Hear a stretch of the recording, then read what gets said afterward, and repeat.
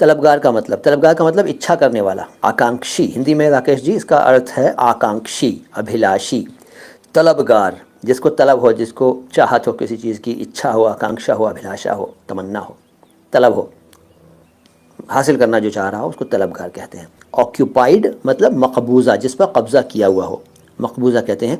Occupancy को कब्ज़ा कहेंगे, ऑक्यूपेंसी कब्ज़ा, कब्जा नहीं कब्ज़ा। क के नीचे भी नुक्ता और ज के नीचे भी नुक्ता, आधा बीच में, कब्ज़ा। सुहेल अली कहते हैं स्थगित मुलतवी। हाँ हाँ हाँ हाँ, स्थगित मुलतवी, जी जी जी जी, ठीक है। देखिए जो बुज़ुर्ग हैं उनमें से अभी बड़ी संख्या है जो कि बाकायदा उन्होंने विधिवत शिक्षा ग्रहण नहीं की है, चाहे आपके बुज़ुर्ग हों, चाहे हमारे यहाँ बुज़ुर्ग हों, कोई भी हो, लेकिन उनके पास अनुभव की कोई कमी नहीं है और वो इन औपचारिक शिक्षा के सर्टिफिकेट्स के ना होते हुए भी बहुत विद्वान हैं अपने लेवल पर, बहुत जानकारी देते हैं, बहुत। उनका तो हमें कद्र करना चाहिए, अपने बुज़ुर्गों की, अपने बड़ों की।